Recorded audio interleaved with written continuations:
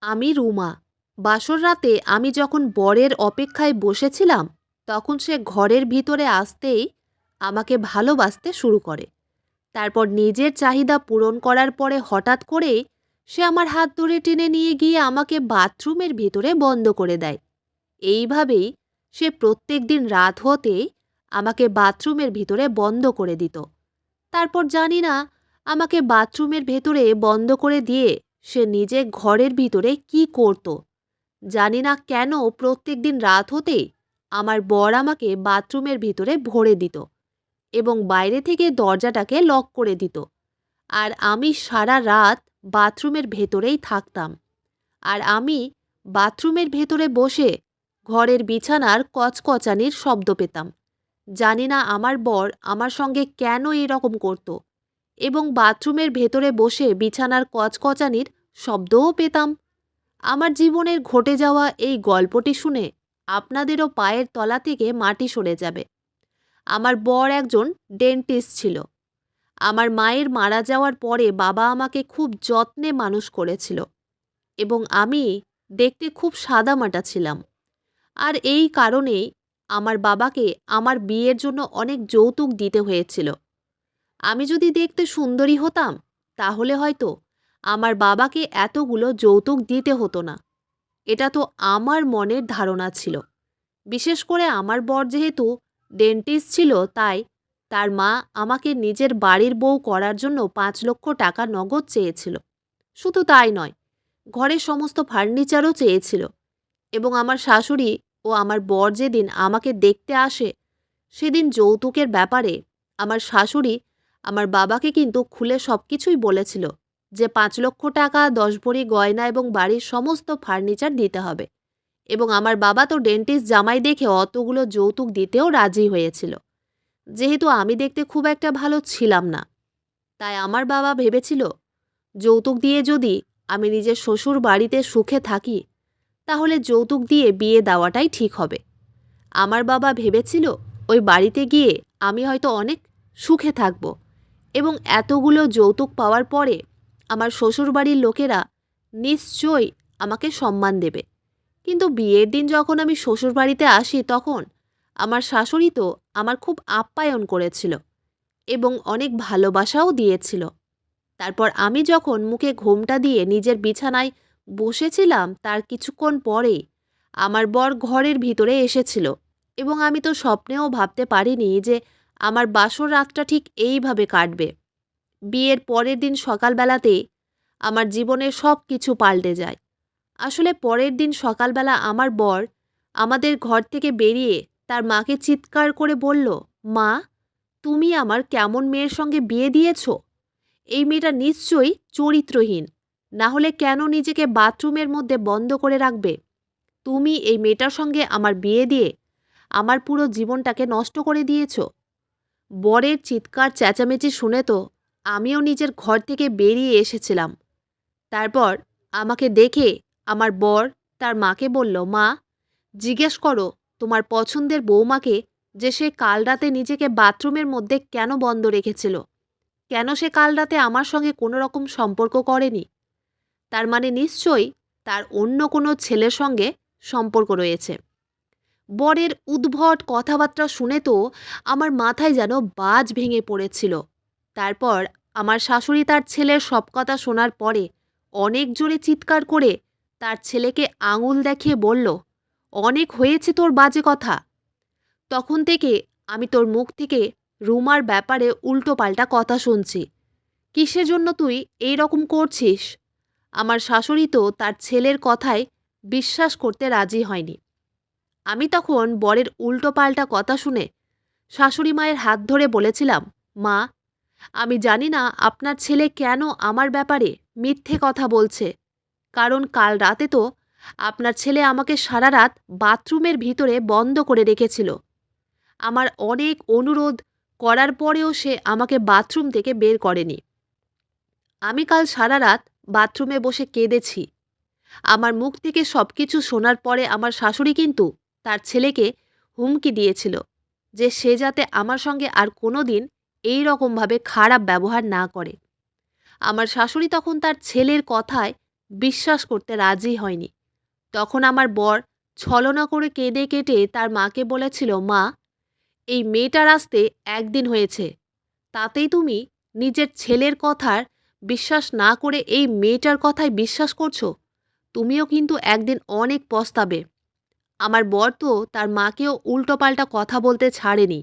সে তার মাকে উল্টোপাল্টা কথা বলে ঘর থেকে রাগ করে বেরিয়ে চলে যায়। আমি ওই সময় কিন্তু কান্নাকাটি করছিলাম। কারণ বিয়ের পরের দিন যদি বরের মুখে এটা শুনতে হয় যে আমি নাকি চরিত্রহীন, তাহলে এর থেকে বেদনাদায়ক একটা মেয়ের কাছে আর কিছুই হতে পারে না। আর আমি যেহেতু চরিত্রহীন ছিলাম না, সেটা আমি নিজে খুব ভালোভাবেই জানতাম। তা সত্ত্বেও আমার বর আমাকে জোর জবরদস্তি চরিত্রহীন প্রমাণ করার চেষ্টা করেছিল। আমি তো এটাই বুঝতে পারছিলাম না যে বর আমার সঙ্গে কেন এরকম করেছিল। পরের দিন সকালবেলা আবার আমার বর তার মাকে ডেকে এনে অনেক ঝামেলা করেছিল। ও বলেছিল, মা, তুমি আমার পুরো জীবনটাই নষ্ট করে দিয়েছো এই কলঙ্কিনী মেয়েটার সঙ্গে বিয়ে দিয়ে। কারণ এই মেয়েটা তো আমাকে তার কাছে আসতেই দেয় না। তার মানে নিশ্চয়ই এই মেয়েটার প্রেমিক আছে। এই মেয়েটা একটা চরিত্রহীন মহিলা। এবার তুমিই বলো, এরকম কলঙ্কিনী মেয়ের সঙ্গে আমি চিরকাল কিভাবে কাটাতে পারবো? আমি তখন শাশুড়ির সামনে মুখ খুলতে বাধ্য হয়েছিলাম। আমি তখন শাশুড়ি মাকে বলেছিলাম যে তার ছেলে কিভাবে আমার সঙ্গে সম্পর্ক করার পরে আমাকে বাথরুমের ভিতরে বন্ধ করে দিয়েছিল। আমার বর তখন তার মাকে বলেছিল, মা, দেখতে পাচ্ছ এই মেয়েটা কত মিথ্যে কথা বলছে। আমি যদি তাকে ভালোবাসতাম বা আদর করতাম, তাহলে তাকে বাথরুমের ভিতরে কেন বন্ধ করে রাখতাম? আমি তো তাকে ভালোবাসতেই চাইছি, কিন্তু ও তো নিজে থেকেই আমার কাছে আসার আগেই বাথরুমের ভিতরে ঢুকে বসে থাকে, যাতে আমি তার কাছে আসতে না পারি। এবার তুমি ভেবে দেখো যে মিথ্যে কথাটা কে বলছে।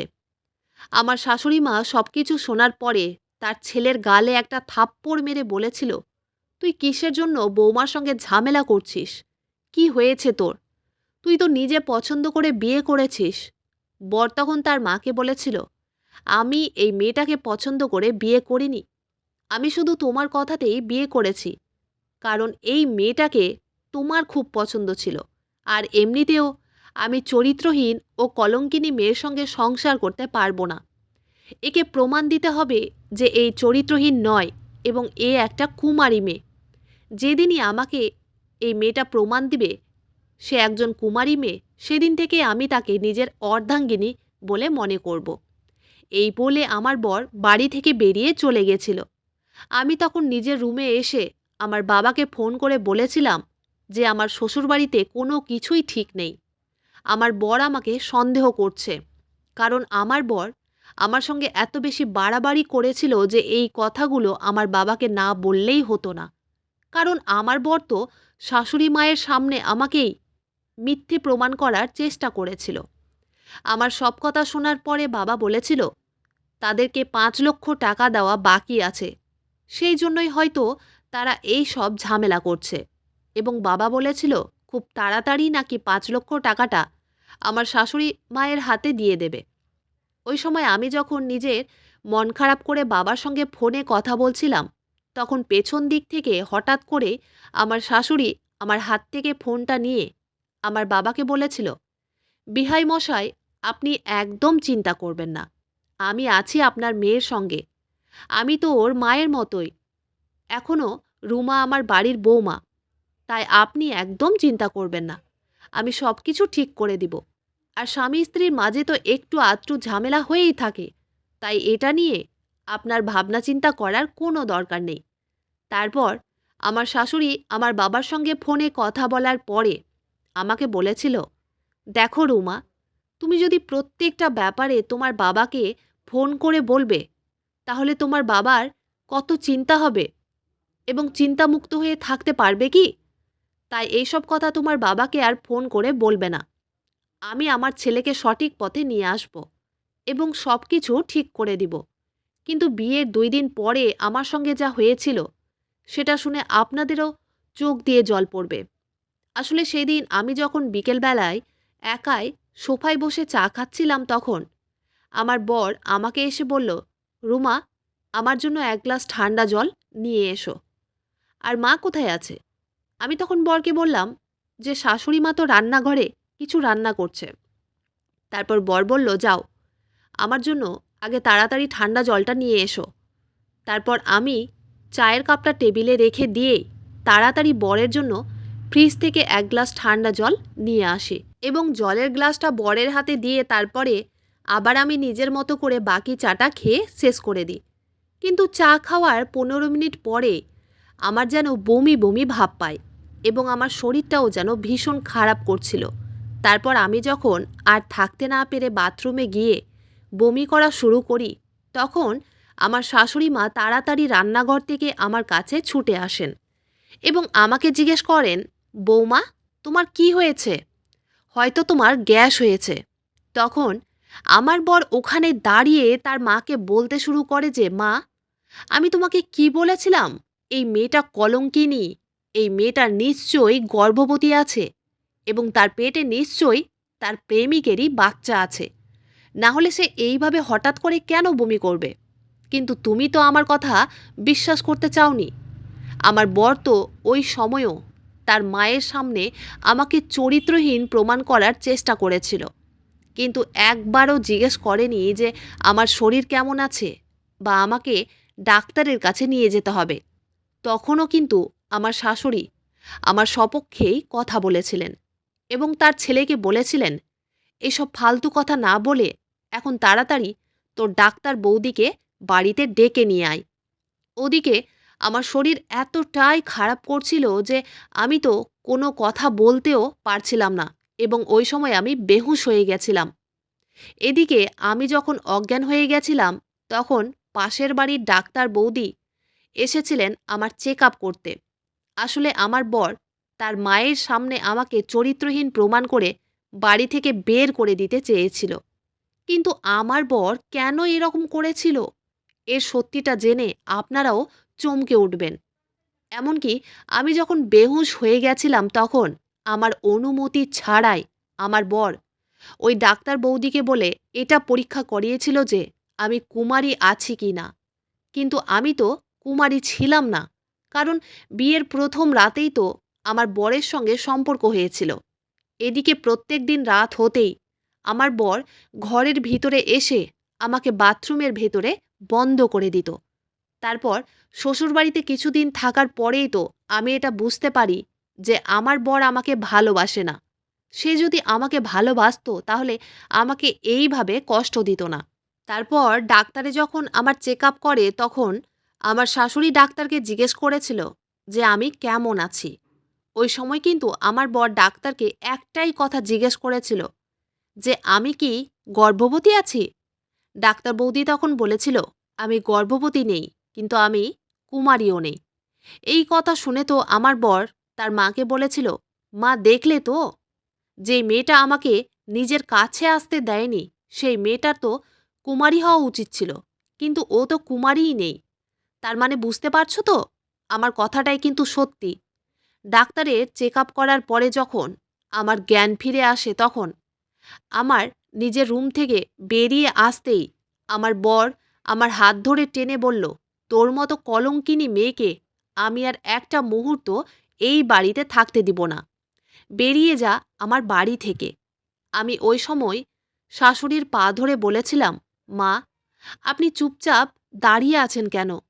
আপনিও কি আমাকে বিশ্বাস করেন না? আপনিও কি আমাকে সন্দেহ করছেন?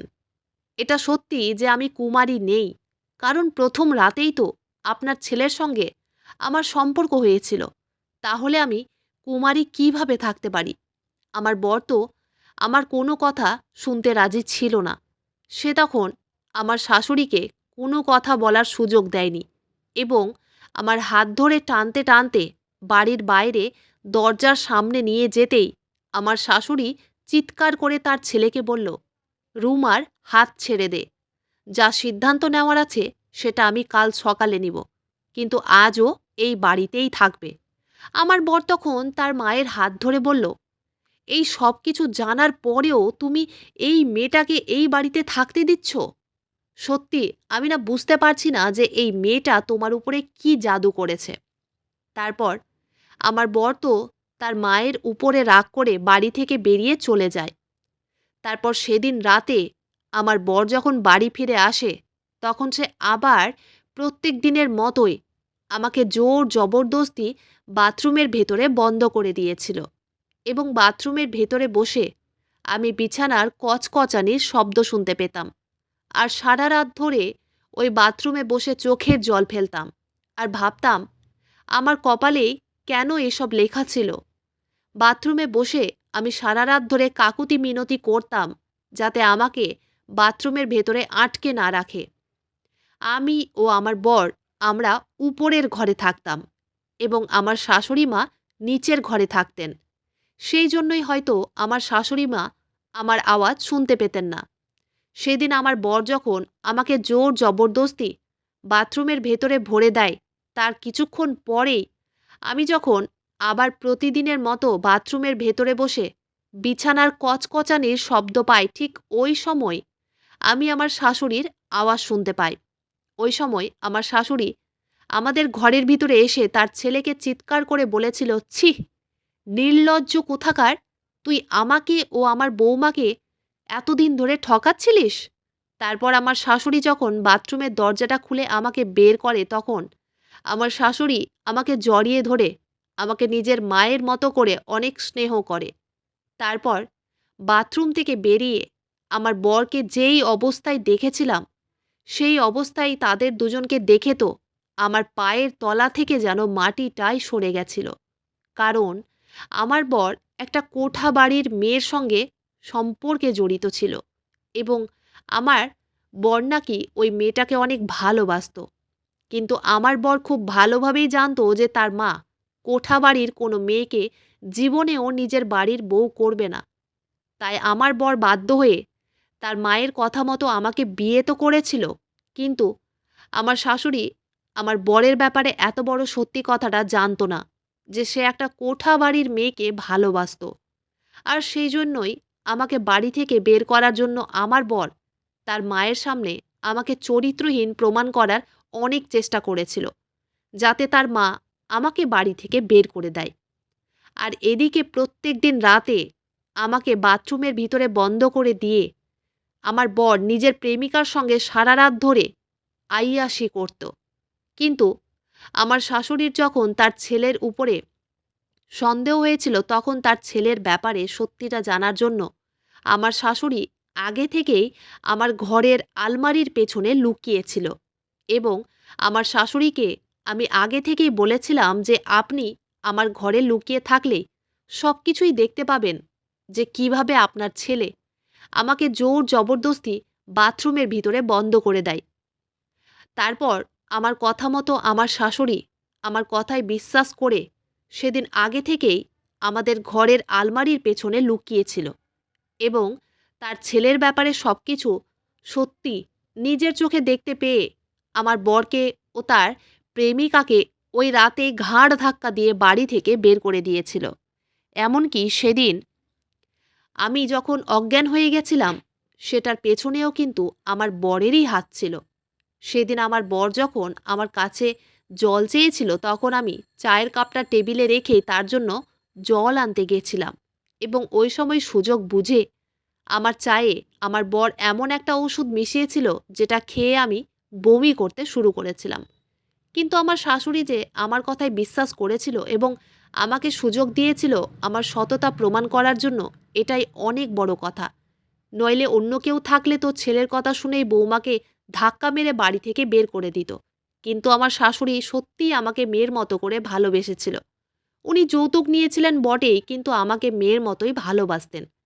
এমনকি উনি যখন দেখলেন যে তার ছেলের জন্য তো আমার পুরো জীবনটাই নষ্ট হয়ে গেছে, তখন উনি সমস্ত যৌতুক আমার বাবাকে আবার ফেরত দিয়েছিলেন এবং আমাকে নিজের কাছেই রেখেছিলেন। এমনকি আমার বাবা যখন সব কিছু জানতে পেরেছিল, তার পরের দিন সকালে আমাকে বাড়ি নিয়ে যাওয়ার জন্য এসেছিল।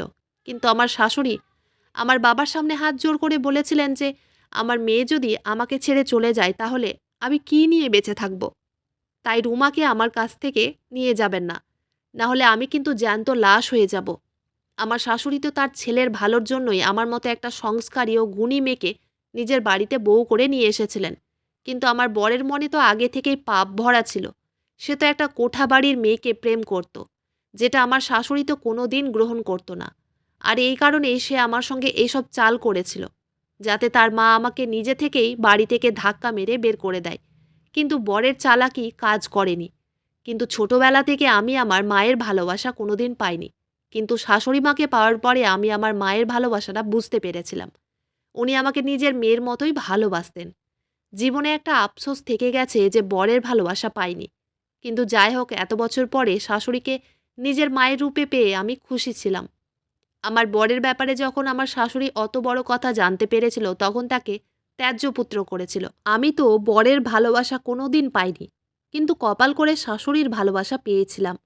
ওই ঘটনাটা হতে আজ ৬ মাস হয়ে গেছে এবং আমার শাশুড়ি আমার জন্য একটা ভালো পাত্র খুঁজছেন। কিন্তু আমার আর ইচ্ছে নেই এই বাড়ি ছেড়ে ও মাকে ছেড়ে দ্বিতীয় বিয়ে করার। কিন্তু ৬-৭ মাস পরে আমার বর একদিন হঠাৎ করেই আবার বাড়ি ফিরে এসেছিল এবং আমার ও তার মায়ের পা ধরে ক্ষমাও চেয়েছিল। কিন্তু আমি তাকে ক্ষমা করতে পারিনি, কারণ সে আমার সঙ্গে অনেক অন্যায় করেছিল। তাই আমার শাশুড়িও তাকে বাড়ি থেকে বের করে দিয়েছিল এবং সেদিনের পর থেকে আমরা আর বরের কোনো খোঁজ খবর পাইনি। এমনকি আমার শাশুড়ি যখন তার ছেলেকে দ্বিতীয়বার বাড়ি থেকে ধাক্কা মেরে বের করেছিল, তখন বলেছিল, আমি যখন আমার মেয়ের কোনো ভালো ঘরে বিয়ে দিতে পারবো, তারপরে ভাবনা চিন্তা করব যে তোকে এই বাড়িতে আশ্রয় দিব কিনা। এখন আমি আমার মায়ের সঙ্গে অনেক সুখে আছি এবং ভালো আছি, এবং আমার বাবাও প্রত্যেক দিন আমার সঙ্গে দেখা করতে আসেন। বন্ধুরা, আজকের গল্পটি এখানেই শেষ করছি। গল্পতে কোনো ভুল ত্রুটি থাকলে ক্ষমা করে দিবেন। গল্পটি ভালো লাগলে অবশ্যই লাইক, শেয়ার, সাবস্ক্রাইব করতে ভুলবেন না। ধন্যবাদ।